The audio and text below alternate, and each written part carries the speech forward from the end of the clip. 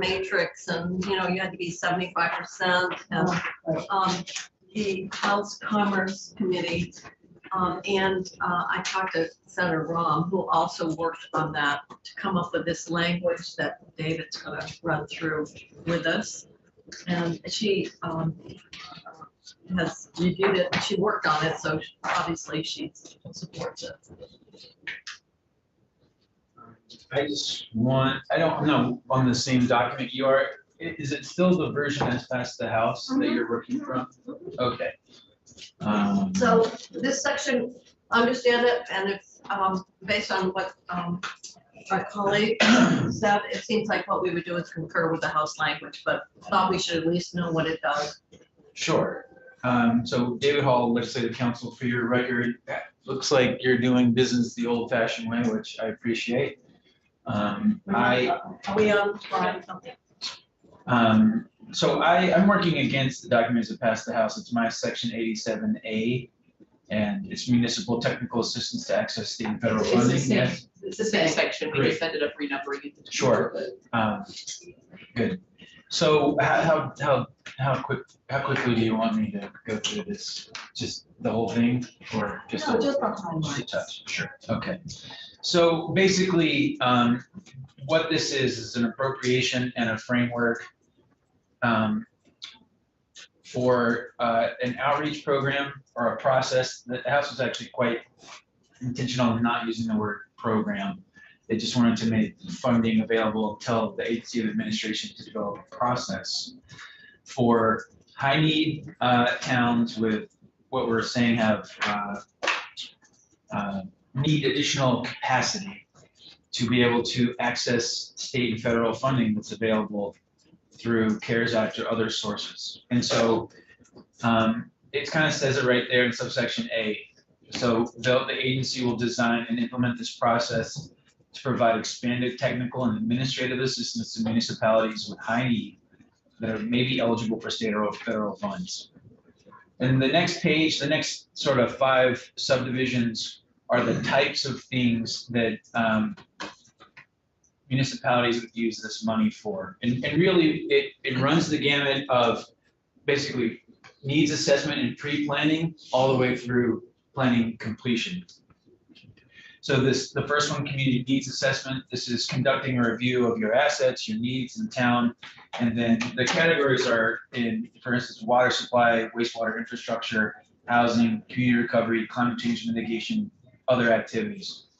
What are our assets? What are our needs? Do we have projects that might qualify for some of these funds? Second, the opportunity assessment.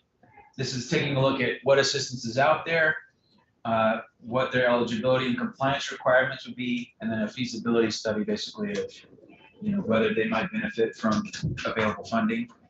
3 would be, okay, we've got a project, now we need application and permit assistance. So that's technical and administrative assistance with filling applications for money, applications for permits, regulatory requirements. 4 is the actual project management and implementation. So that's ongoing support with compliance, supervising the project, making sure it's completed in compliance with administrative and regulatory requirements. And then 5 is sort of a catch-all, and that's additional assistance subject to approval by the agency to do other types of projects or work. So do you understand the scope of sort of what this money might be for? I guess the question would be back on page 50, and 1. Okay. Says including in the following areas, so it's not limited to those areas, correct? That's correct. And this is So technical it could be assistance. anything else that a community wants. It's a great question, and you're absolutely right in the reading of the language. Yes, including, of course, in our statute means including, but not limited to. It is targeted towards these areas, and ostensibly they're supposed to run it by the agency if it's not one of these buckets: water, housing, community It recovery. doesn't say that. I'm with you. You're absolutely correct. I want to go back and remind people, this is a $3 million appropriation. It isn't to fund a project, it's to fund really the technical support and staffing. Understood. So, but for other people, it might be listening. And so the governor had this index, and there was concern about index and saying you couldn't get this help if you were not in the 75th or above percentile of the scoring. And so this is what they've come up with, an alternative for it. But so that's just more to put the testimony in the context of what's occurred and what it's 3 million. So Senator Steve, go ahead. Well, my concern is when we put including in there, you are allowing, you named 5 things, but it could be another 10 things, which then are we going to get into an argument between this part of the bill and that? Sure, I hear you. So the examples are there because these are the things for which there most likely is funding available through federal sources. But the flexibility I think that people wanted was if there were other types of projects that could be federally funding, federal fund eligible, we want to make sure they can pursue those as well. So this is really just the scoping aspect of what's out there and what might qualify. That's that first bucket. So, but would it be important to have that reference to the federal funding guidelines there? Well, The whole thing is governed by access to available federal, state, and private That's ahead. funds. Okay, and then, can I ask another question? Yes, you may. So I'm over on page 51 at the bottom, 5, the big A there, and it says the agency shall develop eligibility criteria.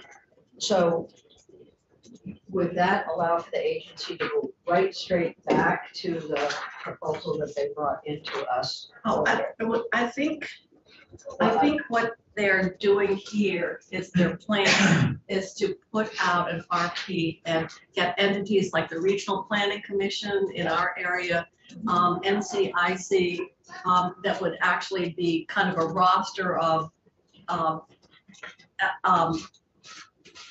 resources that are funded for the towns or municipalities to access. So I think, is that what that section is about in terms of the What does that eligibility? mean? I guess my question is, what does that mean, develop eligibility criteria? Because I see the rest of the sentence, which makes a lot of sense. I would say, if I were developing eligibility criteria, I would say that they would have expertise in this and they would understand rural versus, it's rural because it's a small town, so your big municipalities aren't gonna get it. So I have a little tiny town in my district, You can get. but they were very low on the list. So, I mean, I don't, if we're gonna reestablish that eligibility criteria, that might close out some little towns that we were all concerned about. So that's all. I just don't want us to go taking a step back. You want to respond to the discussion? Well, so eligibility in subsection B relates to the service providers who are going to be providing the technical assistance to these municipalities. Only for the service providers. Yes. Okay. So we're not to the project's town municipality eligibility level yet. We're right now at the service provider level. The best example I can give, and actually was initiated right here in the legislature, is the money that we gave to VHCB to do grant writing. And it was because in ag, Ted Brady said, we're leaving a lot of money on the table, but these small towns don't have the staff or the expertise to write. And so we've funded several grant writer positions, and the federal dollars that have come down through those grants have been several millions of dollars compared to 75,000. And then the same sort of technical assistance we did to with the ARPA money to the Vermont League of Cities and Towns and to the RPCs to work with towns with that technical assistance, so they're spending the money properly and could survive an audit. So in my mind, this is really kind of building on something that I think the legislature has recognized the need to help. So, but that's only how I'm perceiving this 3 million. It's along the same lines as an initiative that came right out of the Senate here. we might as well take credit for that Center Star. But you want to respond to? No, I think that's a good way to think about it. You're not funding projects here, right? You are funding technical and other assistance to towns that don't have enough employees or expertise or whatever to be able to avail themselves of the limited dollars and time limited dollars that are out there. So what this section does is funnels that money and tries to hook the towns up with people who can provide that kind of assistance. A talks about the types of projects we might be considering. B talks about who would provide the assistance. C talks about how we choose the towns that are able to participate. D talks about, well, that's also, yeah, C is about the index. D is about eligible municipalities. E is the outreach process for how do we let everybody know about what's going on here. And then the last part, F, is about reporting. So that's really the overview. And actually, it's the small towns that are going to benefit the most from this. You know, if you're lucky enough to have a small one. You know, all the towns I represent are small. And, you know, I've looked at this quite a few times. It's going to be those towns that don't have any help that's going to be able to apply. And Some assistance. so we can go through line by line, but this is really this is the framework, as I said, that the rewrite was done sort of collaboratively with two economic development, commerce in the House, and Representative Markot's from Coventry, so he's kind of from a rural area, and then Senator Rahm from the Senate. So we can go through this in greater detail, but I would, in light of the fact that this has been vetted and has been worked on, unless there's something really glaring, I wouldn't want us to do too much.